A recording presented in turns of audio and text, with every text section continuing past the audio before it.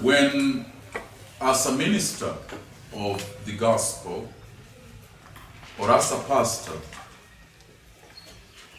you will from time to time be called to deal with issues that affect people. This is where ethics and counseling come into play, isn't it? And not just as a preacher or pastor, but as a Christian man or woman who has to be engaged with helping people navigate those difficult issues of life. Family, workplace, right? Relational.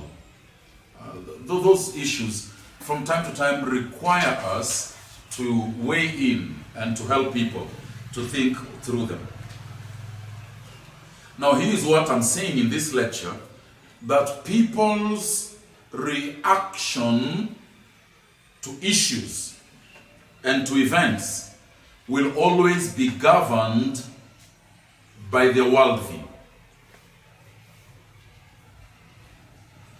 Now, let me say that just a little differently. The way I relate to the world around me, okay?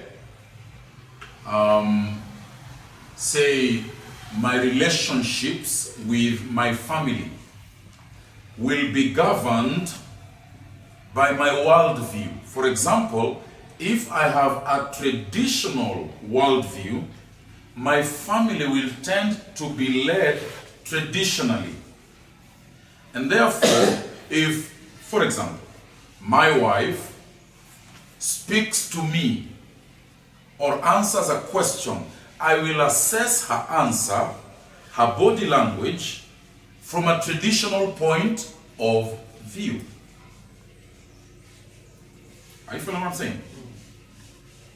A modern person will also react differently because they have a modern worldview. Somebody who doesn't believe there is God, an atheist or an agnostic, will react differently because they don't have an accountability. Now, yesterday, my wife and my sister-in-law went to a funeral in Butula. And one of the things they came back reporting was that the husband lost his wife.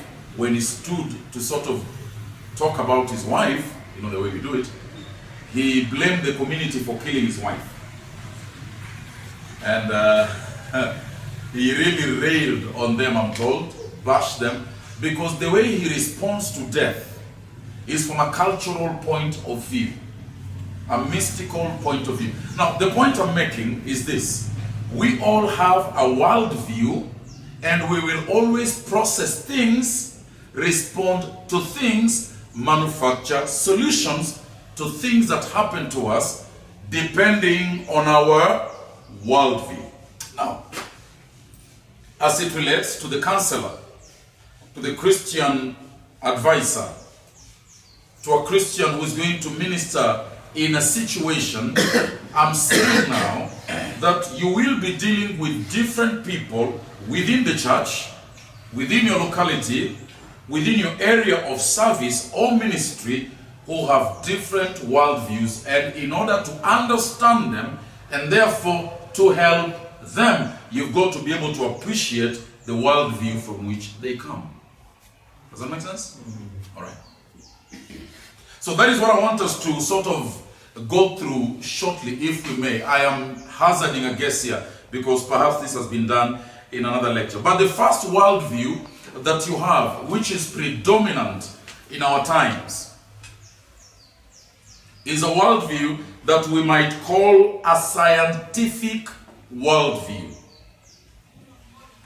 A scientific worldview. A scientific worldview. We sometimes also call it a materialistic worldview. We talk of materialism. Materialistic worldview. But we also sometimes call it a naturalistic worldview.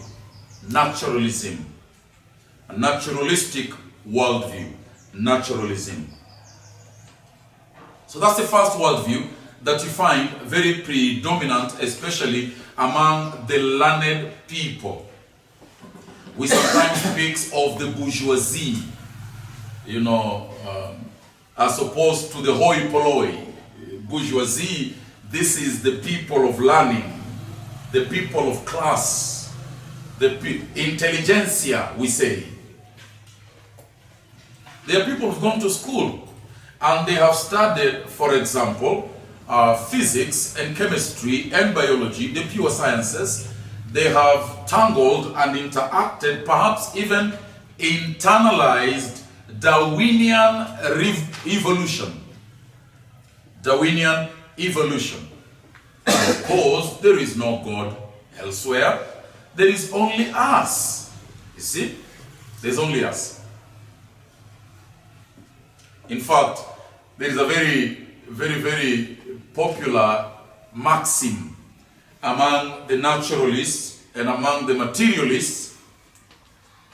They say there is no right or wrong, there is only what is done. There is no right or wrong, there is only what is done.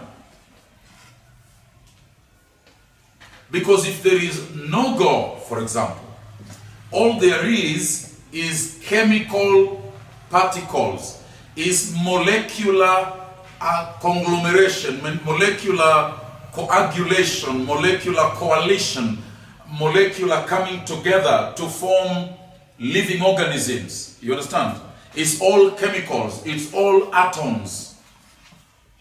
We are nothing more than cells which are formed by atoms, which have neutrons and electrons. It's all chemical reactions. We are nothing more than walking chemicals, compounded chemicals.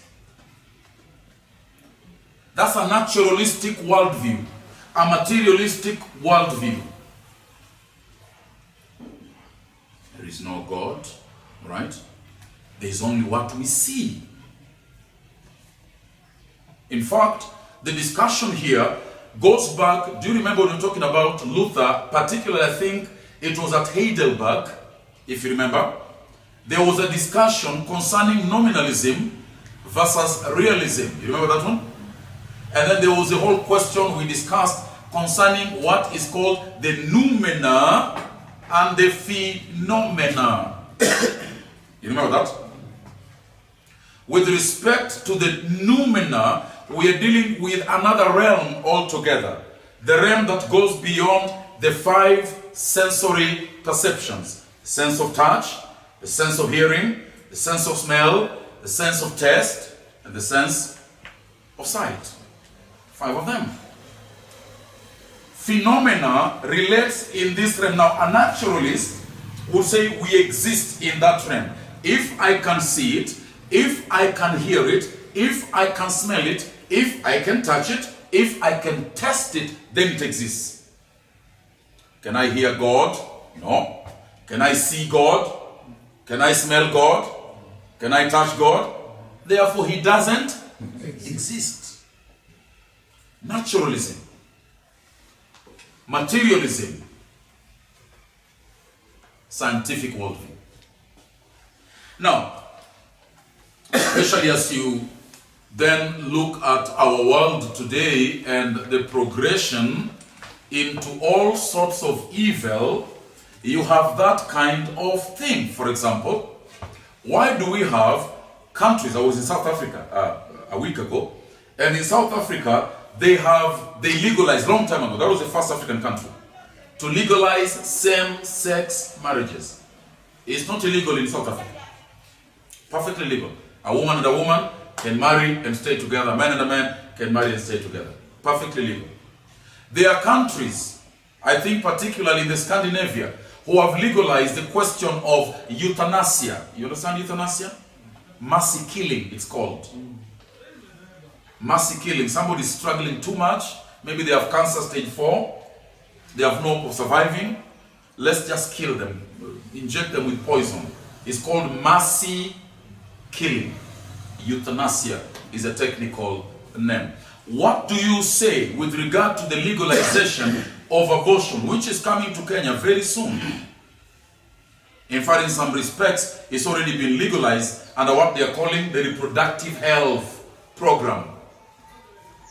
Under some circumstances, the child could be killed. in order for A, B, C, D. Now, all these things are against the law of God. Is that correct? It's murder. Homosexuality is an abomination to the Lord.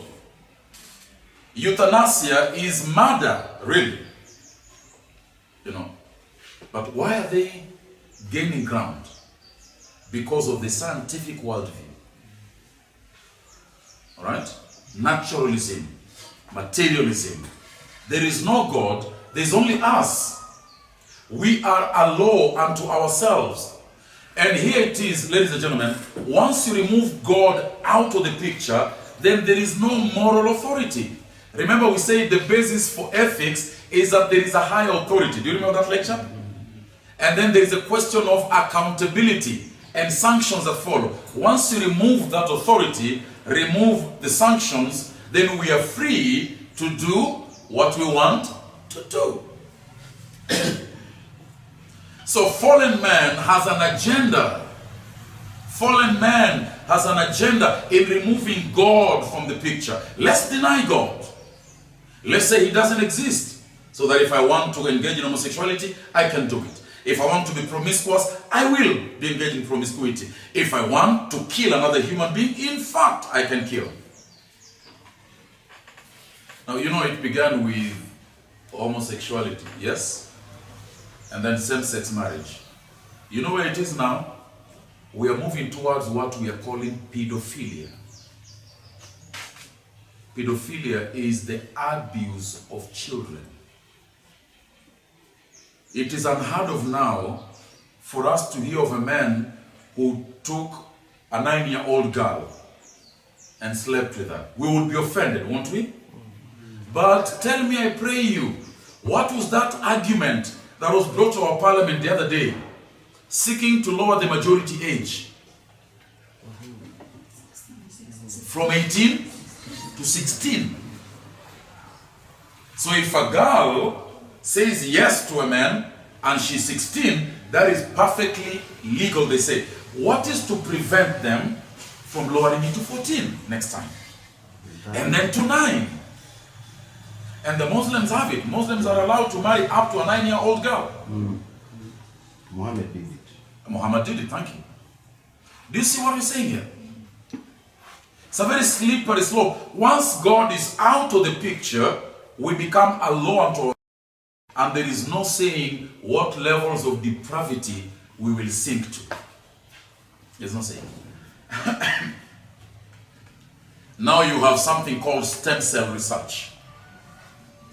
Now what stem cell research is doing is to clone human beings, right? Create embryos and then grow them in a test tube and then grow them in some kind of an incubator. Let them become fully grown human beings who are alive. And then if I'm sick with bad kidneys, they go harvest that kidney and give to me.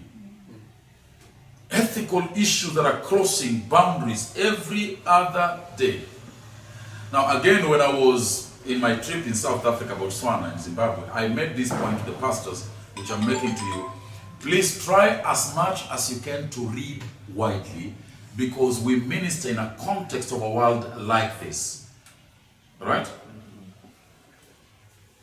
So the scientific, the naturalist, the materialistic worldview is one of those worldviews. Now, it will take a number of dimensions in terms of its outworking. It reveals itself, this scientific, naturalist, all right, a materialistic worldview, its results, its symptoms will come out in a number of many ways, and I want to list about 4 or 5 of them. Now,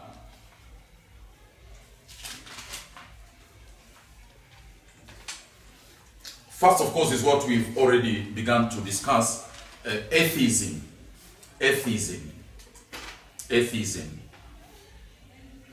Atheism means what? God doesn't exist. God doesn't exist. The Greek word theos means God. When you put the word a or a, right? The letter a behind any Greek word, you are cancelling that other word. So theos, God. Atheos, no God. Okay? Atheist. this idea that only us exists. And the reason why they say there's no God is simple. We cannot establish the existence of God by empirical study. We cannot establish the existence of God by empirical study. By empirical study, I mean study that falls in those categories, right? Experimentation. Can it be touched? Can it be smelled? Can it be tested? Can it be heard? Can it be seen? Can it be measured? Can we quantify it? Can we qualify it? Now, of course, you know God lives outside of that realm, don't you? God is outside of that realm of quantification, of qualification, of empirical proof. So they say because we cannot prove the existence of God, God doesn't exist. And there's all sorts of arguments on that one, by the way. If you study the debates that have gone on with respect to this whole issue, there's a whole lot more to say. You know, I argued with an American lady called Natalie some years ago, and she was vehement that there's no God. Vehement. There cannot be God. How can you prove it? And then we began to talk about the evil in the world, and she says there's a lot of evil in the world. Okay, evil, yes. How about good? Yes, there's a lot of good in the world. So why do we say that's evil and that is good? What standard are we using? Who says? Remember, Darwinian theory of evolution says what? Survival for the fittest. The strongest survive. In fact, the only reason the human race has been able to dominate the world is because we are imbued with a greater IQ, with a greater intellectual capacity. Homo sapiens, they say. And because of that, we are able to rule this. You know, so if that is the case, then why do you condemn Hitler, who killed 6 million Jews? He was the strongest. And Darwinian evolution says, the fittest survive. The strongest will live. The weak ones are weeded out by nature, naturalism. How can we blame Idi Amin, who just wanted something good for himself? He wanted more money, more power. And to get more money and more power, he had to suppress other people. Why do you call that evil? And then they will have to admit, like Natalie admitted, that of course there is a reference point. And so, reference point to what good is and what evil is. I say, so what is that reference point? Is it me or you? Because me, I have a different view from you. You're an American. I'm a Kenyan, African. I have a different mind. You have a different mind. You've been raised differently. I've been raised differently. What is the standard here? And ultimately, we're going to go outside of ourselves. Anyway, so atheism is one of those manifestations of scientific, naturalistic, materialistic worldview. But number two, you've got what we're calling relativism and agnosticism. Relativism and agnosticism.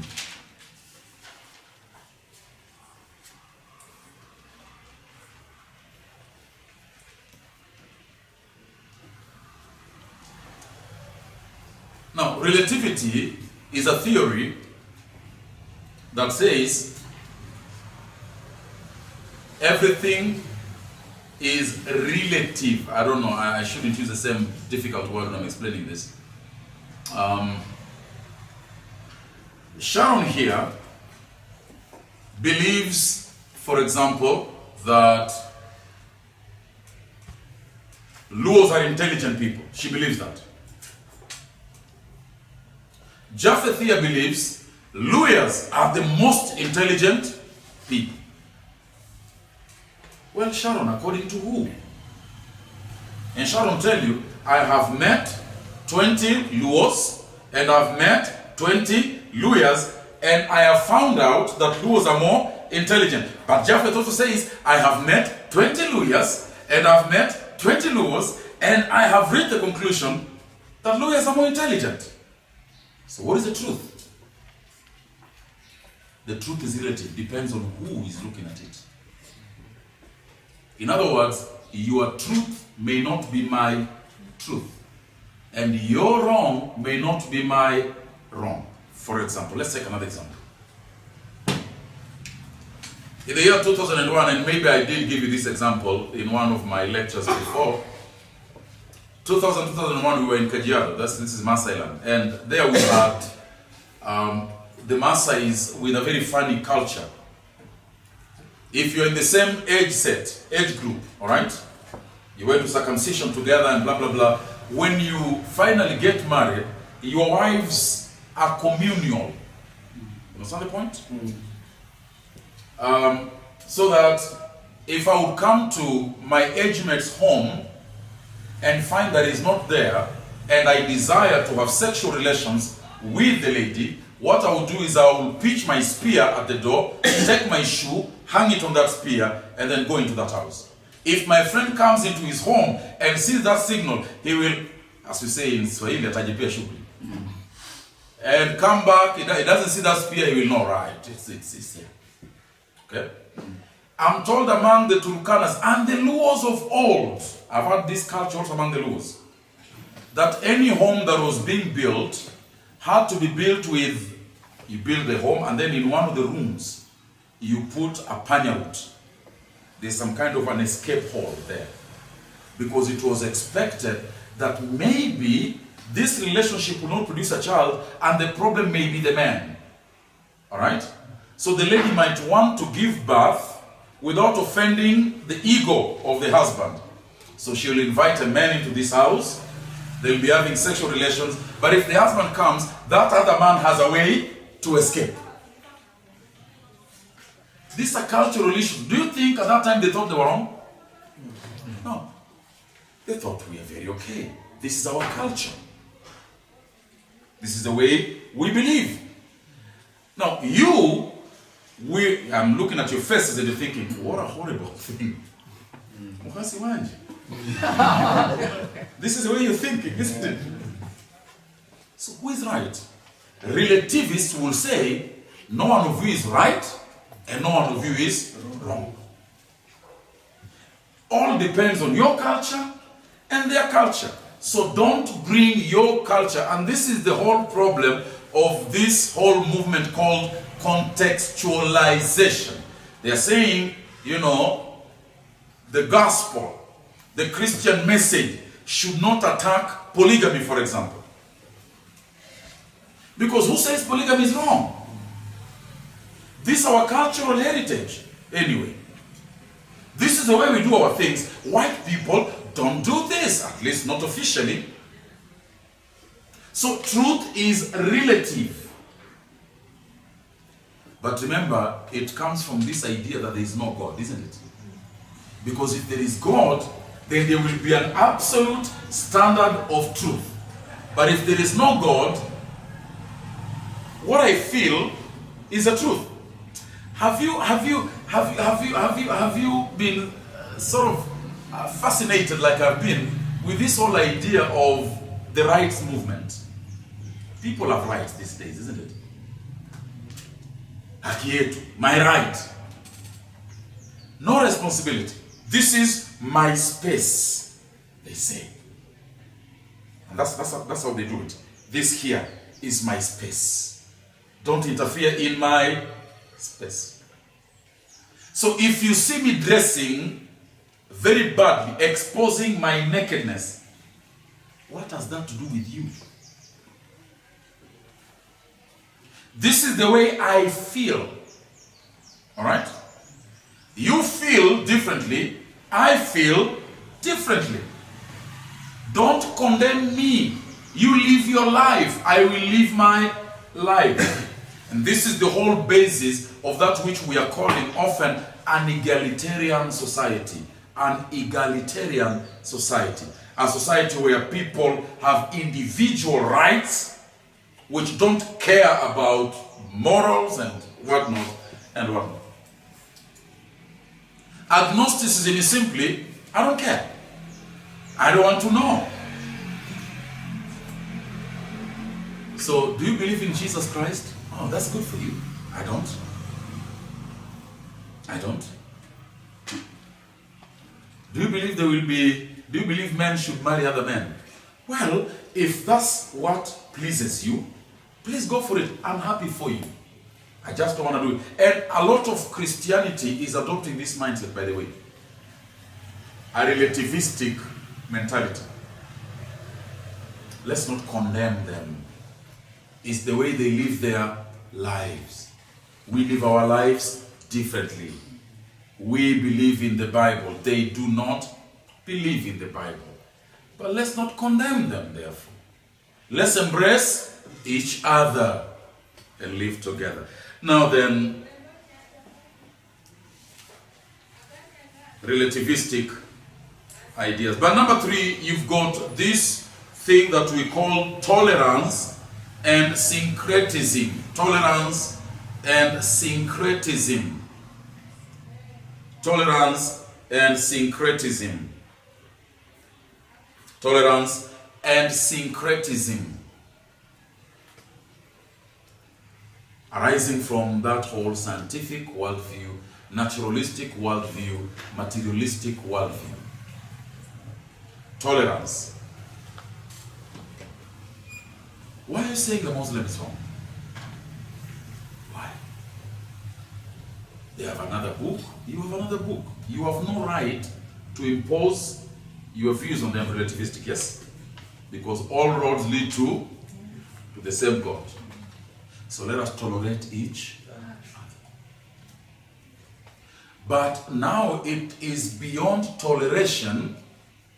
If I do know that the Anglican Church now has homosexuals among them, being ordained as bishops. You know this is true. Tolerance. Tolerance. How can you believe in God and then allow homosexual bishops when Scripture clearly says homosexuality is an abomination to the Lord? How? Tolerance. Tolerance.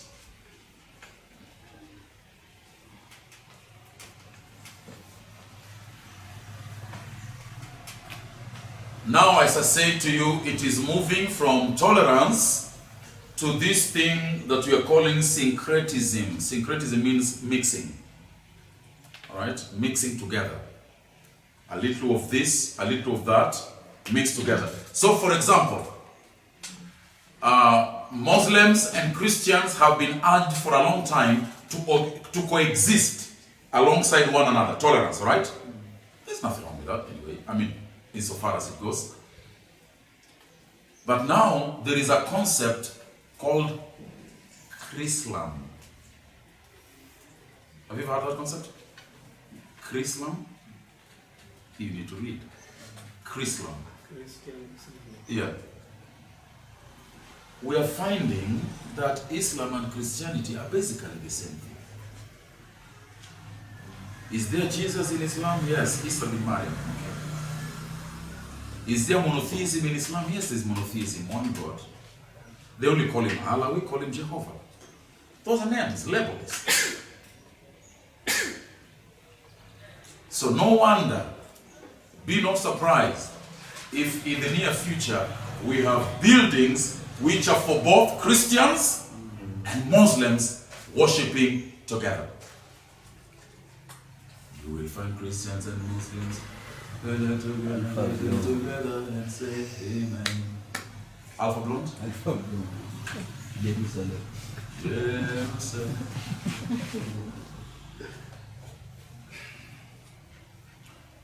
Let's have a little bit of Christianity, okay? But let's not leave our traditions. Let's not leave them. Those are good. Who said they're wrong? Who said wife inheritance is wrong? Who said so? Who? Who said animal sacrifice is wrong? Who said so? White man. Let us leave the white man's. Let's mix. Let's have our own brand of Christianity. our own brand of religion. So you've got Christianity mixed with African tradition. African Divine Church, for example. Legio Maria, Christianity, and a bit of Luo. Akorino Church, bit of Kikuyu, Christianity. You see, it's everywhere, isn't it? Dini ya Misambwa, bit of Luya cultural traditions. This is called syncretism. Are you following what I'm saying to you? So these are worldviews. Now when you're dealing with people, you know where they're coming from. This is a syncretic person, isn't it? Well, some syncretic people are not atheists by definition. Okay? So there's a bit of clarifications to be done there. They might not even be scientists at all, but still they're syncretic in their worldview. I've been in counseling with people who couldn't appreciate. By the way, let me just say again in terms of an example. This I told you about yesterday, my wife and my sister-in-law coming off from the funeral. This guy, we lived with him in Mombasa, right? And I was getting to hear the story that somehow when his first wife had twins, right? That wife had to be expelled from the home. Because that was the first pregnancy and she brought twins. Do you see what I'm talking about? Now, they claimed to be Christians, yet they allowed that to happen. See syncretism there? Now, you as a pastor have been brought into the situation. You've got to appreciate that there is a stronghold. Now, I'm using that word now. Stronghold. Swahili, ngome. Because sometimes we think of stronghold and we have these demonic, I don't know, powers. You know, let's pull down strongholds. Binding, pulling down. It's a lot of nonsensical stuff. The Greek word for stronghold is simply a house of thoughts. Ideas that have become entrenched. See? So there's this stronghold of traditional culture. And this person claims to be a Christian who is a member of your church. Now, so you're going to bring biblical ideas in the context of a stronghold of a cultural persuasion, conviction even. This person lives in fear that if I accept this woman with the twins, bad omen, misfortune will always be in my family. Yet you're trying to preach to them, there is now no more condemnation to them that are in Christ Jesus. The children are a blessing from the Lord. And so you see the clash there of mentality. So you've got to be aware of what you're dealing with at that particular point in time and with that particular person. So tolerance and syncretism is another issue we are contending with in terms of all these things that we're dealing with under that broad title. Now, the fourth one then is what we're calling liberalism. Liberalism. Liberalism. Liberalism. Liberalism. Liberalism.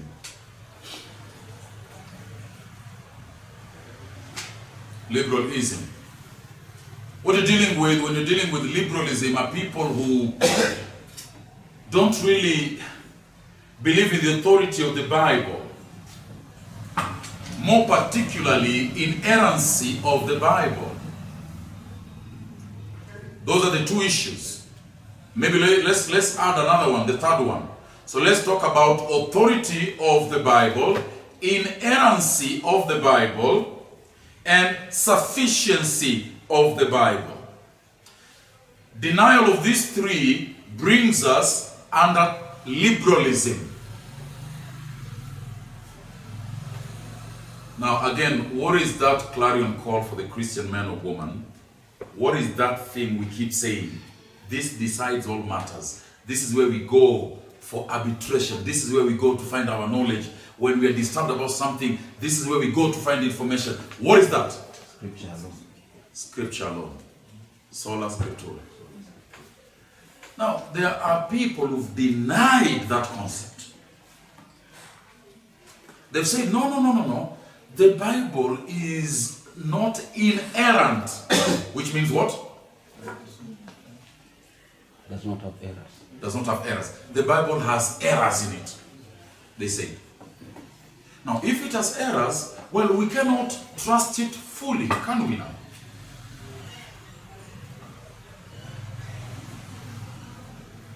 But they're also saying there are many other issues of life which the Bible does not deal with. To that extent and in that respect, therefore, the Bible is not sufficient. We need more. If the Bible is not sufficient, okay, and if it is not infallible, that is, it has errors, if it is not inerrant, then the Bible doesn't have absolute authority over our lives. You see what I'm saying? This leads to liberalism. Liberalism. It means then that we are free to invent. We are free to improve. We are free to innovate whatever it is we may innovate. It's terrible. It's terrible. Now, in terms of liberal thought, I would urge you to read, if you can Google this, or whether it is somewhere in your notes, I'm not sure because you haven't received that file yet. But I would encourage you to read this liberal sort of awakening in the 19th century. All right? Liberalism in the 19th century, we are talking about 18 something something, all right? Particularly in Germany, where the authority of the Bible was challenged, inerrancy of Scripture was challenged, sufficiency of Scripture was challenged, and men began to innovate with religion. Liberalism. Liberalism. So feminism, for example. You understand feminism? The feminist movement really had its seeds planted in the 19th century, matured in the 20th century, flourished much more now in the 21st century. Feminism simply is female power. What a man can do,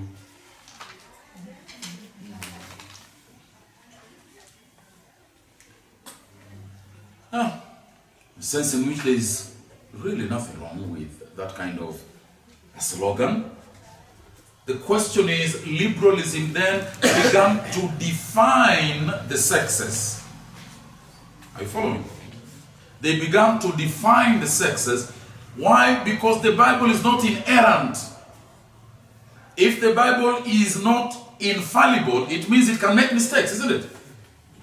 If the Bible is not sufficient, it means there is room for us to innovate and to improve.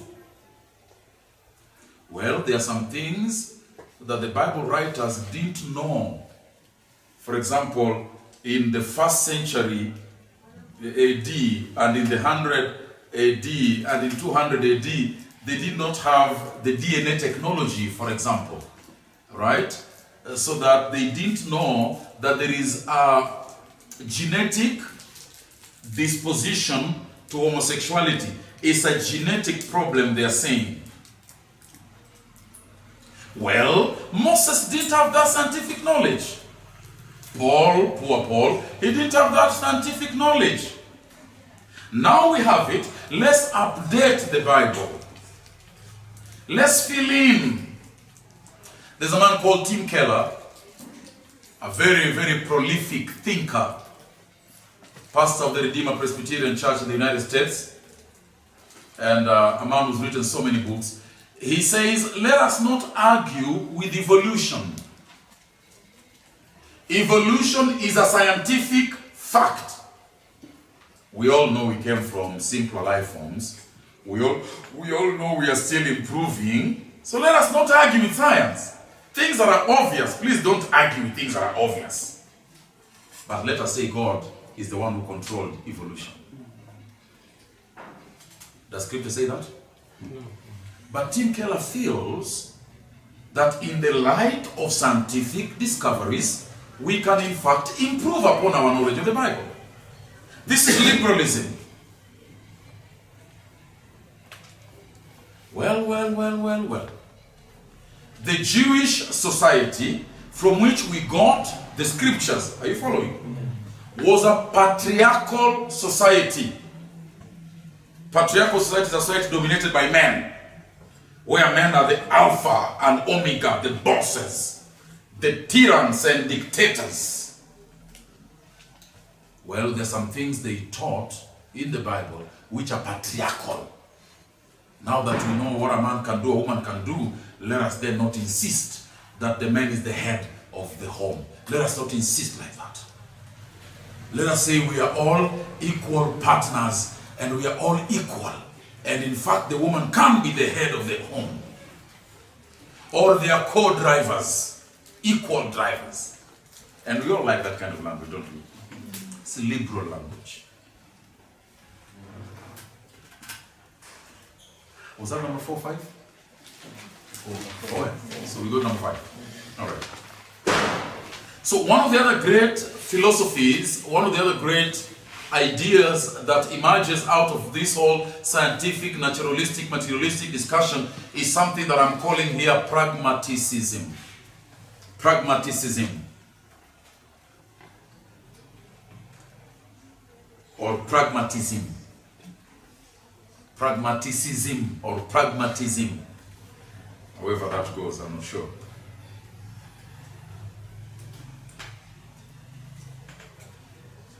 Pragmatism or a pragmatic person is somebody who simply reasons very simply. If it works, it is right.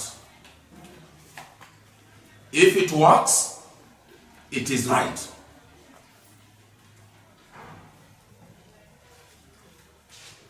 If it works, it is right. It should be done because it works. The other way of looking at it is that thing where they were saying the end justifies the means. The methods don't matter so long as we achieve that end. Well, Mr. Adolf Hitler was a pragmatist. You're familiar with Adolf Hitler, yes? He wanted what he called the Übermensch, the Aryan race, the Superman, the perfect human being. How do you get to a perfect human being? Perfect world. Kill those that you think are not perfect. If the ears are wrong, if their eyes are wrong, if their height is not the correct one, their body weight is not the correct one, you kill them. Alright? So that you are working towards an earthly utopia.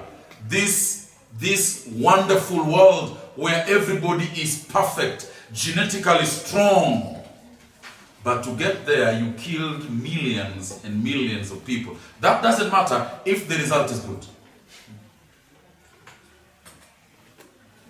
The end justifies the means. What works is right.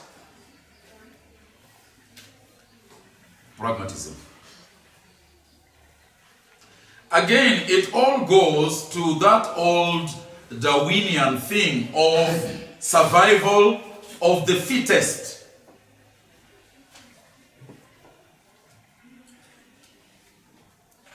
By the way, I do think myself that by and large, it was the colonial mindset. It was a colonial mindset. Might makes right. Might makes right. Might, strength, right? Makes right. If I am strong, I have a right to take whatever you have. And so there was the plan of Africa. So many terrible things happened. You know, the whole slave trade movement, such a horrific specter, a blight in human history, where human beings were chained underneath boats and ships, ferried like cargo, whipped like brute animals, mistreated, translocated from Africa to Europe and to America, made to slave and build the monuments there. Do you know that even the White House, where the President of the United States lives, was built by slaves? True that.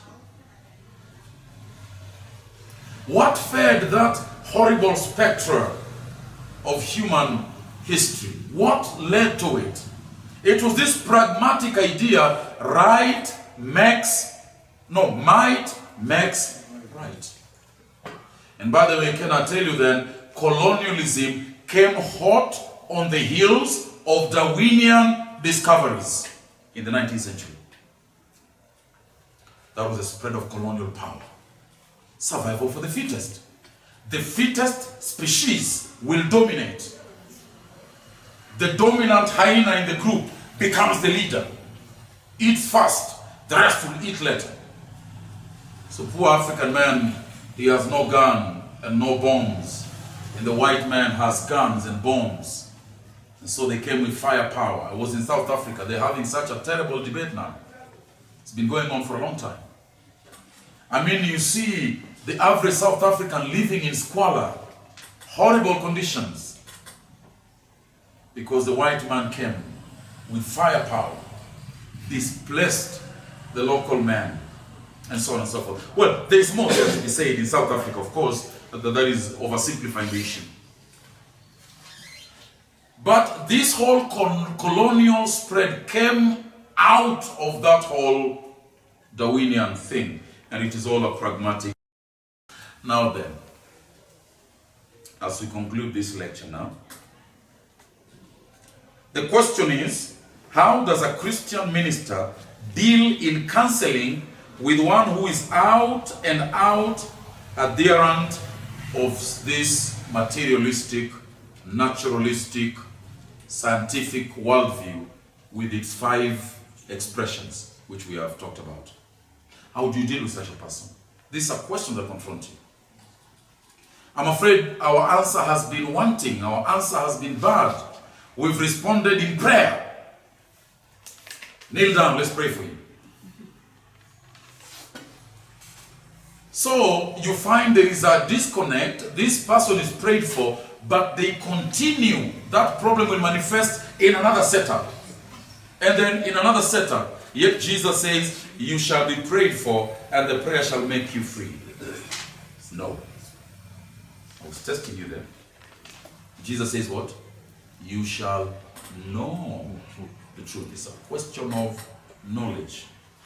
And the truth shall make you free. See, so our work has also to be based on knowledge. How do you bring biblical advice to such a person, for example? How do you bring biblical principles to bear when you know they are operating from a background of this kind of problem? What form should that advice take? What strategy should you use then? Should we refer our people to professional psychotherapists? Is that what we should do? What should be our general attitudes, for example, to the field such as of mental health science? That is a big issue now, by the way. It's a big issue. I'm only afraid in this village setting, we scarcely interact with such ideas. But now the questions, we have churches in Nairobi which have psychiatric departments. So you have a problem with your feelings? No longer are we looking at the Bible. We're not looking at the Bible. The Bible doesn't have all the answers. Sorry. The Bible is not sufficient. We have trained men and women who have studied psychotherapy and psychiatric evaluation. All right. We send it to that office, and then they begin to ask you, so how was your mother? How did she die? What did you feel when she died, for example? And was your father present in your life? Did you see him often? Was he an absentee father? And you ask such questions because they want to help you in a way that is not biblical. And by the way, that goes back to a man called Sigmund Freud. the father of modern psychiatry, who said it's all in the mind. It's all in the mind. It's all in the way you've been brought up. In one of the lectures I told you, there was a question of nurture versus nature. The whole psychotherapy, sociological analysis rests on this fact that we are a product not of our nature, we are a product of our nurture. It's the way we've been raised. Oh, you're a kleptomaniac. You steal, you see something and your hands are itching. Well, that is not a question of your nature. It's not your mistake. We have got to go behind your mind and find out how you were brought up. Maybe you were brought up in a poor family, you didn't see things, so when you've had an ability to access things, now you feel you want to take things, then you got addicted to it, so it's a whole... So questions come. Should we have those departments within our churches, for example? One of the things I was preaching about, and perhaps, by the way, we're making this into DVDs, so you should be able to access my preaching when I was in this trip, in these 3 countries. One of the things I was saying is, as a preacher, you've got to decide whether your preaching will be theological or psychological. And there are people, world-renowned preachers like Noel Jones, who have already declared that their preaching has been changing from theological to psychological, they say. T.D. Jakes' ministry is built upon a psychological evaluation. Psychiatric counseling. So these are legitimate questions that arise from this kind of lecture. So how do we relate with mental health sciences and disciplines? Are we against psychiatry? Do we embrace it fully? If we are not against it and we don't embrace it fully, to what extent do we embrace it? If at all. And so on and so forth. This becomes very, very important in terms of our dealings with this kind of worldview that is very predominant around us. Now, you will take a break of about 5 minutes, just to answer to a call of nature if you can. And then when we come back, I want to deal with other worldviews. That was the first worldview, right? Mm-hmm. And then we have those 5 under it. And then I want to deal with others. And then we will call it a day today. Please take a break. And then we will come back to discuss the rest. Thank you.